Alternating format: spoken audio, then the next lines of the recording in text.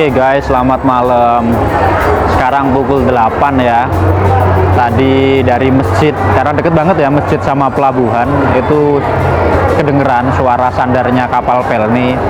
Terus akhirnya tadi sama bapak-bapak marbot diantar kita guys ke pelabuhan Pelni. Terima kasih. Tadi waktu pamitan nggak sempet rekod, tapi ada kenangan, sedikit kenangan lah, juri-juri video tadi di sana. Masjid Nurul Asia keren pokoknya. Terus tadi sampai pelabuhan Tonuntaka guys ya, langsung check in tiket ini, check in tiket. Nah ini persiapan masuk. Kalau berangkatnya sebenarnya masih jam 10. Kalau check innya itu mulai dari jam 8 ini. Nah ini kita persiapan mau masuk sama mulai cek-cek barang yang ada, karena di loket tungguan gitu. Terus kondisi di sini itu pemberangkatannya rame banget guys. Banyak banget ya, entah karena ini pemberangkatannya ke arah Parepare, Balikpapan dan Makassar, nggak tahu tujuan penumpangnya kemana. Dan ini salah satu-satunya pelabuhan besar yang ada di Nunukan yang melayani penyeberangan feri Pelni antar kota, antar provinsi itu. Nah, itu. Biasanya di sini pelabuhan Tonuntaka ini melayani juga penyeberangan dari Nunukan ke Tarakan, Nunukan Malaysia. Tapi kalau Malaysia kayaknya kapal-kapal kecil ya, bukan Pelni Indonesia. Kalau Pelni kan BUMN. Ini banyak juga yang jual-jual rokok sebagainya. Ini sebenarnya pengen guys ya beli satu bungkus rokok ini. Nah, ini antri banget guys di dalam.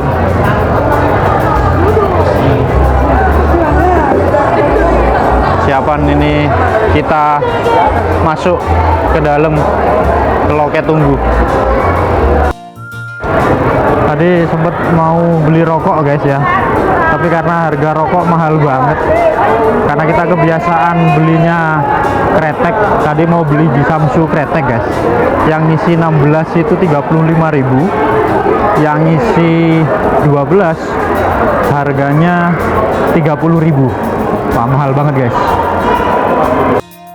Oke guys, karena di dalam masih antri penuh, ini kita bandel ya, harusnya kita nunggu di sana.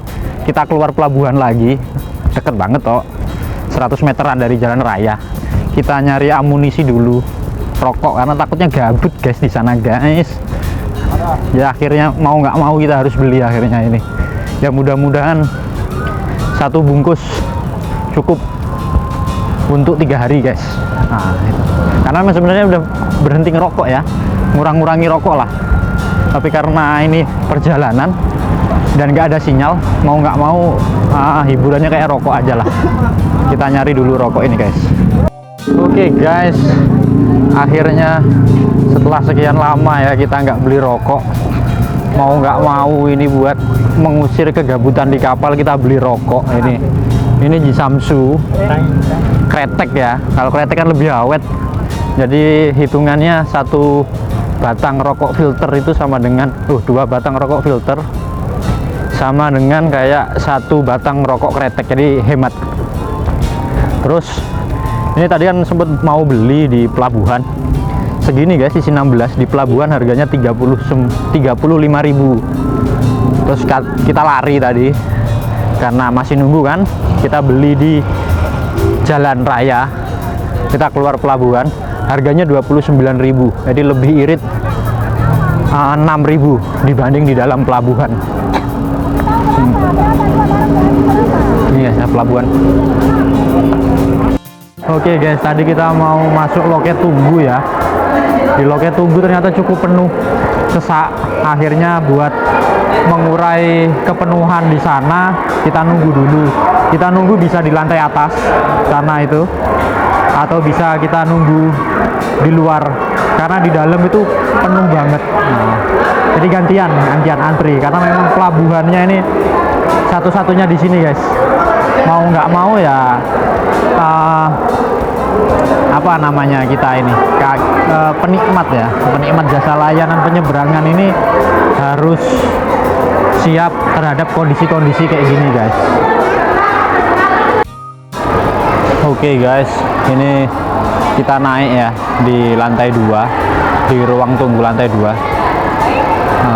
Kalau di sini sedikit guys pengunjung yang mau berangkat, karena mereka lebih milih tunggu di lantai 1, di luar terutama. Karena kalau di lantai 2 ini tempatnya itu nggak bisa ngerokok.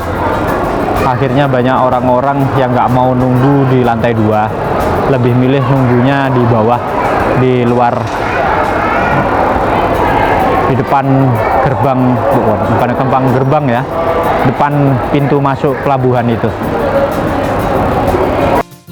Nah, untuk teman-teman yang males keluar buat beli cemilan kah, minuman ataupun rokok, di pelabuhan itu banyak yang jual guys ya di dalam. Entah di depan itu yang asongan maupun yang stand resmi ini. Nah, ini stand resmi.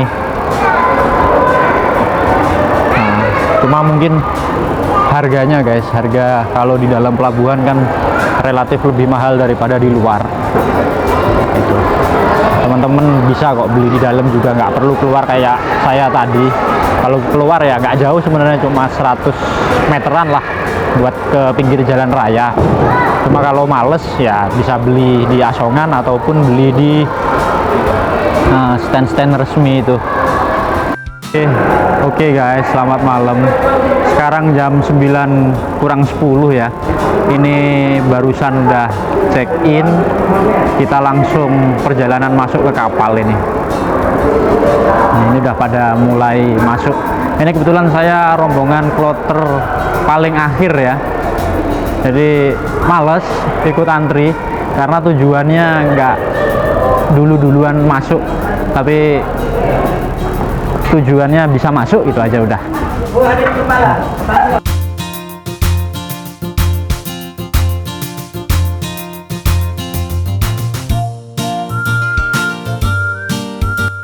Jadi guys, selama perjalanan nanti agak redup ya. Selama perjalanan nanti guys, beberapa hari ini, tanggal 17 kita berangkat. Kemungkinan sampai di Makassar itu tanggal 20 dini hari ataupun pagi. Kalau di tiketnya itu sampainya jam 3 dini hari guys. Nah, itu kita dapat tiket, terus akhirnya boarding, dapat tiket pasnya. Ini tiket pasnya. Nah, di tiket pas ini nggak boleh sampai hilang guys ya, karena kalau kita buat ngambil jatah makan kita selama perjalanan itu sehari dapat makan 3 kali guys. Nah, ngambilnya itu guys ada tulisannya, ini tiket nggak boleh hilang, karena nanti di checklist satu persatu buat ngambil jatah makannya. Ya lagi guys, ingat lagi. Jadi selama di pelabuhan ini, mungkin di beberapa pelabuhan juga ada ya jasa porter itu buat nyangkut barang-barang penumpang dari gerbang masuk ataupun dari pintu masuk ke pelabuhan ke kapal guys, langsung ke kapal. Nah, kalau untuk harganya itu bervariasi guys. Kalau di satu gerobak itu bisa sampai dengan 150.000. Nah, ini di belakang. Bervariasi banyaknya, tapi kalau barangnya dikit cuma dipikul aja. Kalau seandainya barangnya penumpang itu banyak banget, itu ngangkatnya guys pakai gerobak. Jadi per porter itu bawa gerobak masing-masing, mereka dibuat diangkut ke kapal. Nah, ini kita di depan titik kumpulnya para porter ya. Ini kita lihat aktivitas para porter nanti, sama sedikit banyak nanya-nanya berapa toh biaya yang dikeluarkan penumpang untuk jasa porter ini. Jadi barangnya itu satu gerobak itu memang bener-bener penuh, nggak sedikit lah ya, memang bener-bener banyak banget barang yang dibawa sama porter-porter di sini. Nah, ini gerobak-gerobaknya. Contoh barang yang dibawa kayak gini guys. Nah, ini Nah, ini satu gerobak penuh dibawa sama porter. Ini nggak mungkin kan kalau dipikul ini. Nah, kalau dikit-dikit mungkin iya dipikul. Tapi kalau udah estimasinya satu gerobak penuh, itu udah nggak memungkinkan untuk dipikul. Mau nggak mau ditarik pakai gerobak sama porter, diantar langsung. Nah itu dia ya guys. Tadi sempet nanya-nanya sama masnya ini. Siapa mas namanya mas? Mas Andi. Mas Andi ini. Jadi guys, buat penumpang yang mau dibawain barangnya sampai ke kapal segini guys, satu gerobak penuh, ini harganya dari 3,5 guys ternyata guys. Jadi di luar prediksi kita ya. Mungkin kalau yang pikul itu 100, 150, tapi kalau hitungannya sudah gerobak itu sampai 350 guys. Aktivitasnya padat banget guys ya. Aktivitas penumpang mau masuk kapal, aktivitas porter-porter bawain barang naik ke kapal.